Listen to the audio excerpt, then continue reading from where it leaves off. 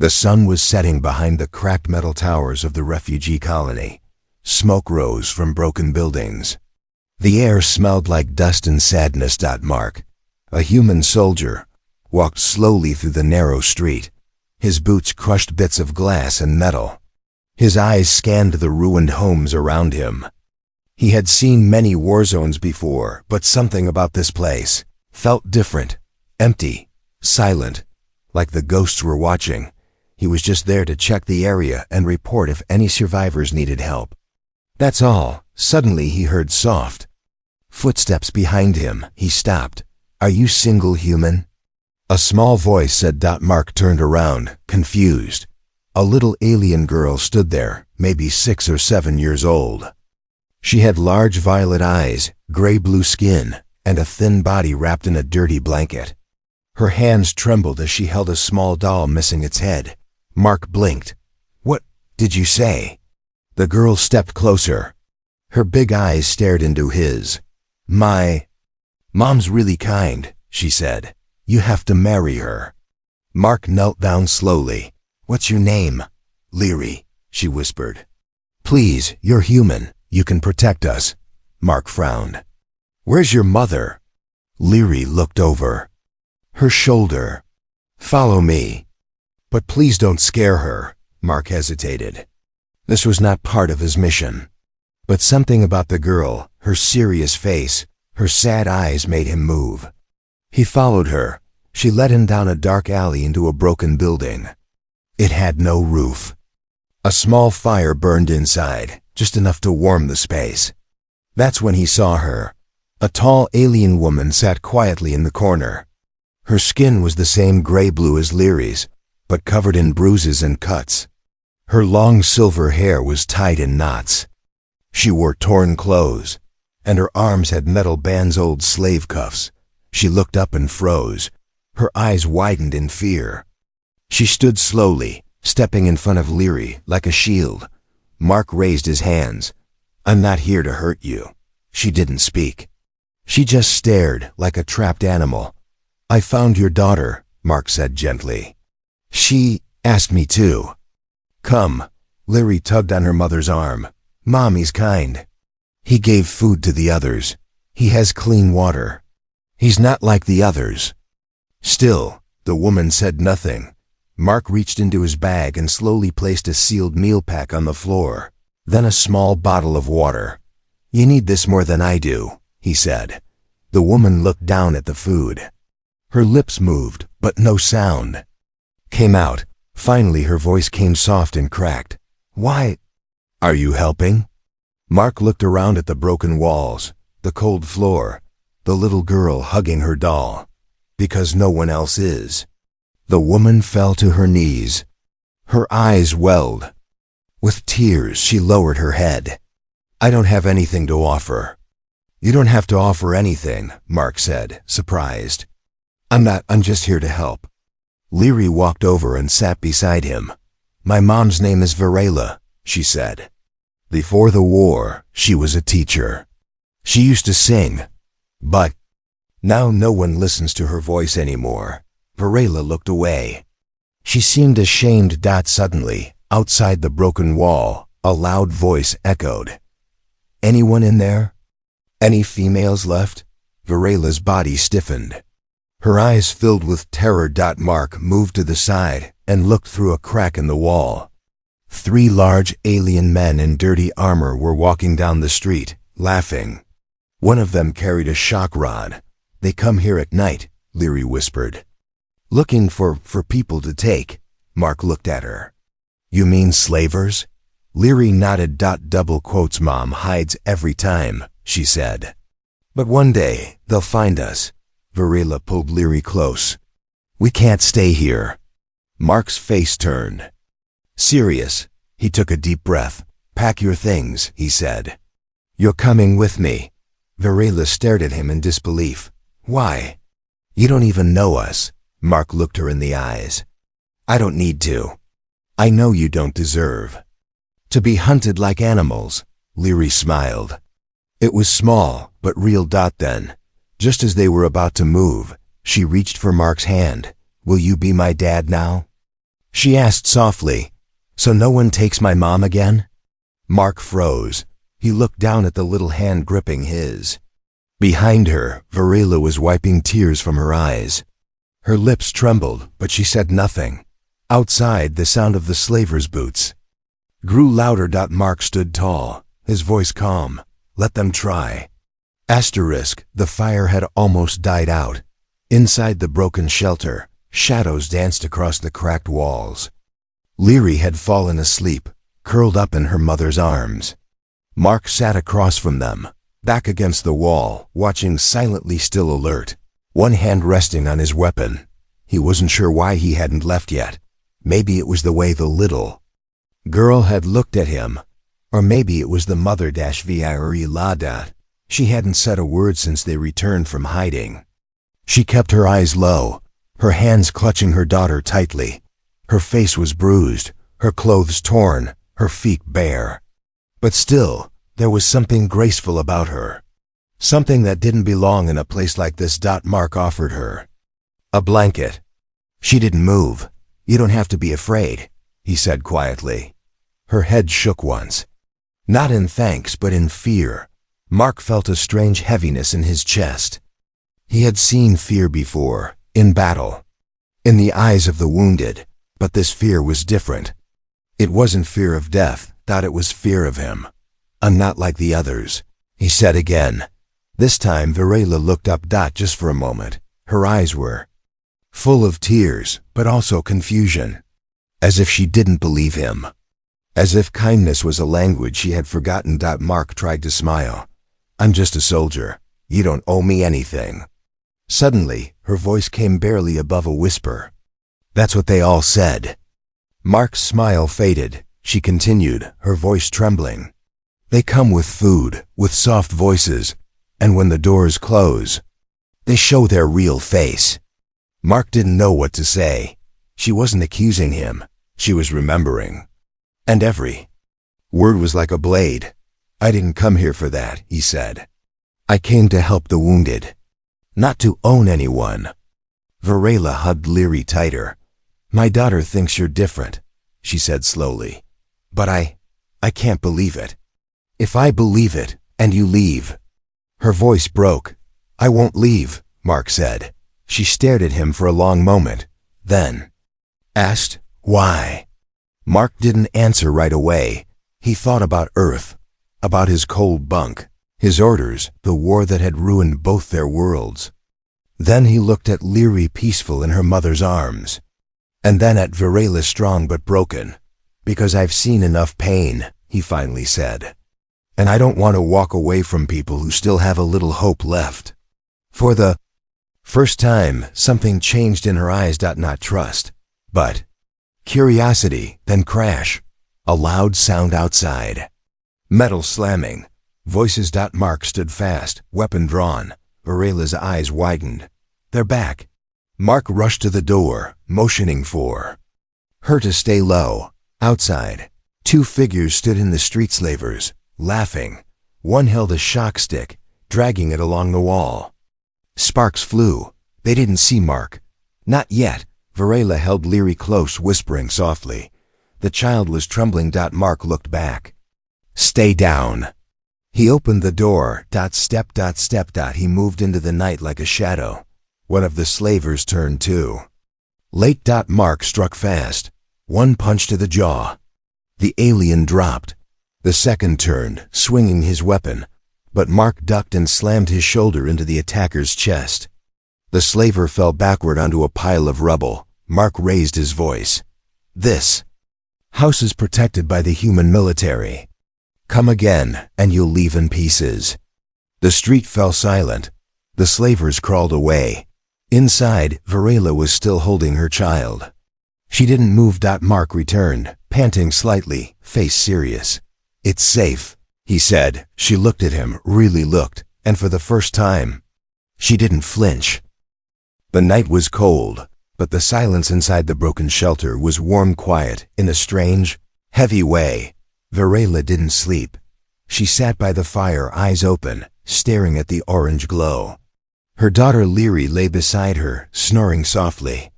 Mark, the human, was still awake too. He sat across from her, sipping the broth she had given him hours ago. No one spoke, until Virila finally broke the silence. Her voice was soft, but sharp. "Why are you really here, human?" Mark looked up, confused. "I told you, I know." "What you told me," she cut in, not angry, just tired. "But I've seen men like you before, kind eyes, calm voice. Food in one hand, chains in the other." Mark didn't speak for a moment. Then he set the cup down. "I'm not here to buy anyone." Virila narrowed her eyes. Mark leaned forward slightly. "You think I crossed a war zone, walked into a ruined camp, just to buy you? You wouldn't be the first," she whispered. "Some humans do it for fun, for power. Others just want to feel like gods in a dying world." Mark frowned. "Do I look like a god to you?" Virila looked at his face. It was tired, dust-covered. He had a healing cut on his cheek, and his eyes were not full of hunger. They were full of pain. "No," she said quietly. "You look like someone who's lost things too." Mark looked at the fire. "Yeah, I have." He didn't say more. He didn't need to. That silence between them. It wasn't cold anymore. Then Leary sat up, rubbing her eyes. She blinked at them and smiled. "Are you two done being weird?" she asked. Mark chuckled. Virila covered her mouth. She almost laughed. Leary crawled to Mark's side and leaned against him like a sleepy kitten. "My mom used to sing," she mumbled. "Before the bad people came." Mark looked at Virila. "You sing?" She looked away, embarrassed. "I used to long ago." "You should sing again," Mark said. "Leary deserves to hear it." "She deserves safety," Virila replied, "not songs." There was a beat of silence. Then dash bang. A loud sound outside made all of them jump. Mark was on his feet in an instant, weapon drawn. Leary clung to her mother's side. Virila's eyes were wide, but no slavers came in. No voices, no footsteps. Just another bang, like something had fallen. Mark stepped outside to check. He moved like a ghost, scanning every corner. And then, behind a broken bin, he saw something strange. A child's doll. Not Leary's. Another. He picked it up. It was clean, new. Fresh. He returned to the shelter with a puzzled face. "This was outside," he said. Virila stared at it. Her face went pale. "That's not from here," she whispered. "That model. It's made only on capital stations." Mark's eyes narrowed. "You think someone's watching?" Virila nodded. "Slavers have drones. Sometimes they drop bait to see if females will come out." Mark looked at the doll, then at Leary. Someone had left this on purpose, and it wasn't a child. It was a trap. Asterisk. Mark crushed the doll under his boot and stepped outside again, scanning the sky. Far above, something blinked. A red light. Watching. He turned back inside and said firmly, "Pack your things. We're not staying here another night." Asterisk. They didn't make it far. Mark had led Virila and little Leary down the side paths of the broken colony just before dawn. The slavers would be asleep or drunk. The streets were quiet. Cold. Fog drifted low, hiding their footprints. Mark carried a small bag of supplies. Virila held Leary close in a sling made from old cloth. They didn't speak. The plan was simple. Reach the old military outpost on the edge of the camp. From there, Mark could call for extraction, but as they turned the last corner, they were waiting. 3 alien males stood blocking the path. Tall, dirty armor, yellow teeth. 2 held blunt weapons. The third one had scars across his chest and a twisted grin. Well, the scarred one said. She ran. Again, Virila froze. Mark stepped forward. "Step aside." The scarred male laughed. "She's mine. Bought her fair. I even fed the little one." Mark's voice turned cold. "You fed her fear." The second male stepped closer. "You must be new. Humans don't get involved in colony trades. Go home." Mark slowly placed his bag on the ground. "Last warning," he said. "Walk away," Varela whispered. "Please. Just run. They'll kill you." Mark didn't answer. The third male spat on the ground. "That one's broken. Not worth much now. But you," he looked at Varela with a sick smile. "You're still pretty." That was the final word. Mark moved like a flash. One punch, bam. The second male hit the ground. The other two jumped forward. Mark blocked the club of one attacker and slammed his elbow into the alien's neck. The third came from behind. Varela screamed, but Leary threw her doll at the slaver's face. The moment of distraction was all Mark needed. He spun, grabbed the attacker's arm, and twisted hard. Crack! The last one fell, moaning. The alley was silent. Varela stood still, shaking. Leary clapped once, her eyes wide. "You fight like a hero." Mark wiped blood from his knuckle and picked up his bag. "Let's go. They'll wake up in a few minutes." But Varela didn't move. She looked at the broken men. Then at Mark. Her lips parted. "You risked your life for me." Mark looked at her. "Of course I did. No one's ever done that." He said nothing. Just reached out his hand. For the first time, she took a mid-party motion plus bond building. They reached the edge of the camp. An old watchtower stood ahead. Broken, rusted, but it still had a working signal. Mark activated it. The green light blinked. "Extraction in 2 hours," he said. Varela sat beside a tree, holding Leary in her lap. The girl rested her head on her mom's chest, finally feeling safe. Mark took a deep breath. "You're not going back to them, ever." Varela looked at him. She tried to speak, but her throat tightened. Instead, she simply nodded. I spoke sleepily. "If you marry her, no one can take her anymore." Mark smiled. Varela blushed. She whispered, "Don't listen to her." But Mark replied softly, "Maybe I should." Just then, the radio crackled, not friendly. A voice hissed in static. "Target located. Female unit and human contact. Prepare to intercept." Mark stood fast. "They're coming." The rain started falling just before sunrise. Light drops at first, then heavier. Mark stood at the edge of the broken tower, watching the clouds roll over the mountains. His clothes were damp, his hands tight around the weapon slung across his chest. He had less than 1 hour before the extraction team arrived. He should have felt relief. Instead, he felt something else. Behind him, inside the shelter, Varela gently braided Leary's hair. The little girl was humming a quiet tune one her mother had sung during the night when she thought Mark was asleep. Single quotes to that. He had heard every word of that soft, trembling lullaby, a song of loss. Of waiting, of hope. Mark took a slow breath. He knew what he had to do. He would take them to safety.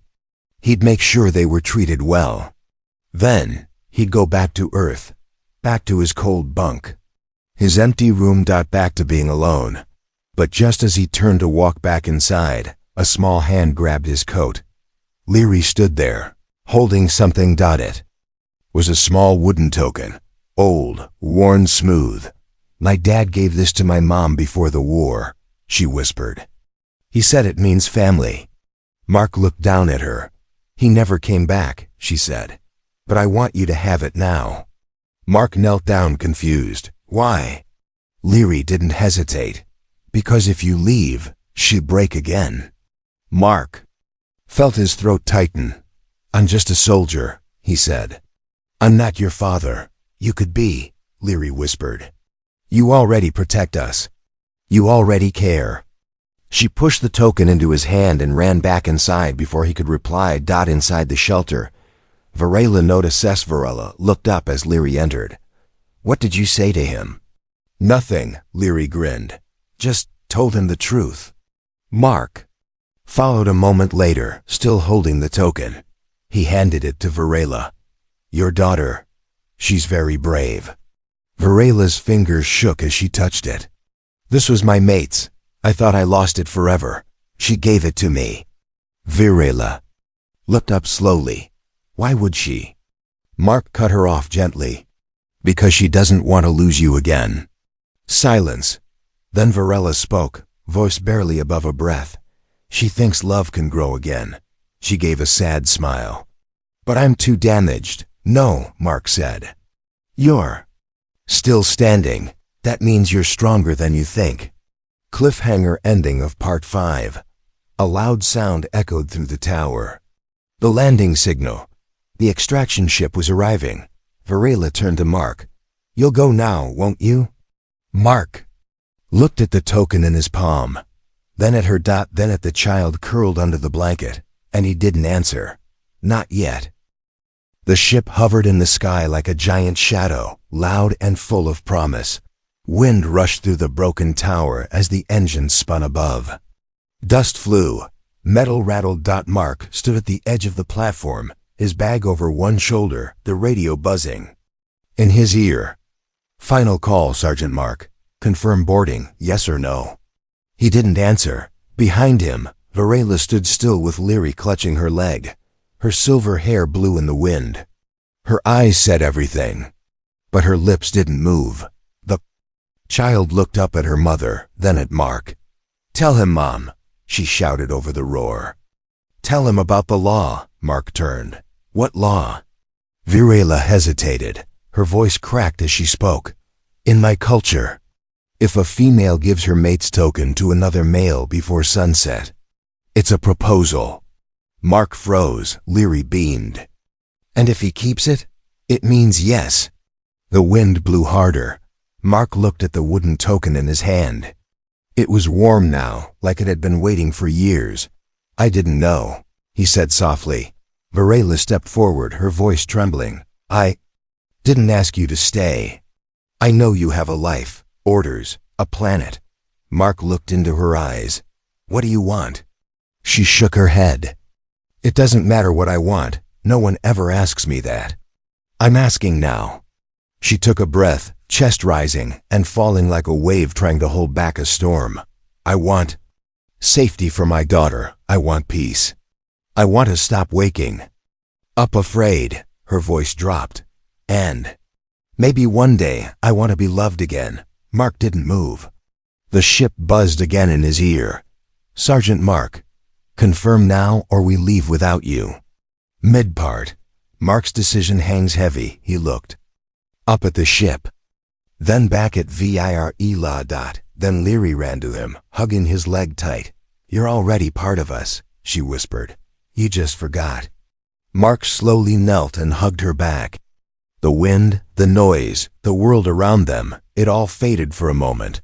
Virela turned her back, wiping a tear. That was when Leary shouted, loud and clear. He accepts. Virela spun around. Mark held the token up. I'm not going anywhere, he said. If this is real, then I'm staying. Virela gasped. You'll give up your world? Mark stood tall.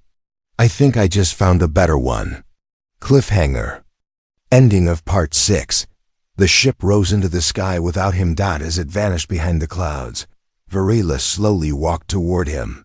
She stopped just inches away, her eyes filled with tears. I'm yours, if you'll have me. Mark looked into her eyes, then gently took her hand. I already do. But from a distance, someone watched through binoculars, an officer in black armor. He turned to his unit. Target has chosen the girl. Prepare to move in. Now we take all three. Asterisk. The world felt quiet for a few moments. The sky was clearing. The warship was gone. And Mark stood with Virela's hand in his, the wooden token between their palms. Leary danced around them, laughing. He said yes. He said yes. For the first time, Virela smiled without fear. Mark felt peace in his chest, something he hadn't felt in years. But peace is a short visitor in a broken world. A loud snap echoed behind the trees. Mark's soldier instincts kicked in. He stepped in front of Virela and Leary instantly. Eyes sharp. Figures moved through the fog. Black armor, red visors, Military-grade weapons. Not slavers. Worse. Collectors. They weren't just after people, they were after rare bloodlines, genetic hunters. And Varela, a former elite class teacher, was high value. So was her child. One of them spoke in a cold voice. Step aside. Human, the female and offspring are property of the trade accord. You have no claim. Mark's grip tightened. I accepted her proposal, he said. That makes her my mate. Under colony law, the officer laughed. We don't care about broken traditions. The trade wants them. You're just in the way. Varela pulled Leary behind her. She whispered, Run. If they take me, don't look back. Mark looked at her. No one's taking you. Then he stepped forward. Action plus heartbeat moment. He didn't wait for the enemy to shoot first. Mark raised his weapon and fired. The first shot struck the lead officer in the chest. Armor cracked. Another guard rushed him. Mark ducked, slammed his boot into the soldier's knee, and fired again. The forest lit up with flashes of red and blue. Varela grabbed a sharp stick and stood in front of Leary, ready to fight with whatever she had. Her hands were shaking, but her eyes were burning with fire. 2 guards charged her, but Mark got to them first. He moved like thunderfast, wild, precise. Every punch, every step was fueled by more than training. It was fueled by purpose. This was his family now, the final turning point.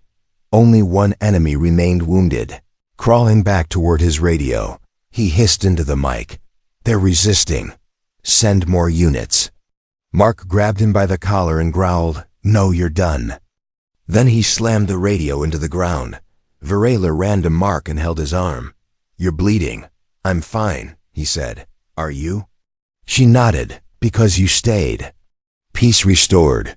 The emotional climax later that night. They returned to the shelter. Mark sat by the fire with a bandage on his arm. Varela sat beside him, her head resting on his shoulder. Leary was already asleep in a warm blanket. Varela looked up at him, eyes soft. No one has ever fought for me, and stayed. Mark smiled. Then I'll be the first. She reached into her pocket and pulled out a thin metal chain. On it was a glowing stone. It was my mother's. She gave it to her mate. Now, I give it to mine. She placed it around his neck. I'm yours, if you'll have me. Mark touched the stone and whispered, I already do. Final closing scene. Heartwarming plus powerful in the days that followed. Word spread that a human had taken in a broken alien widow and her child, not as property, not as cargo, but as his family. More humans came to help. More broken families found hope again. And Varela? She sang again. Each night by the fire. Not songs of loss, but of healing. Of strength. Of love. And Leary's laughter echoed into the stars.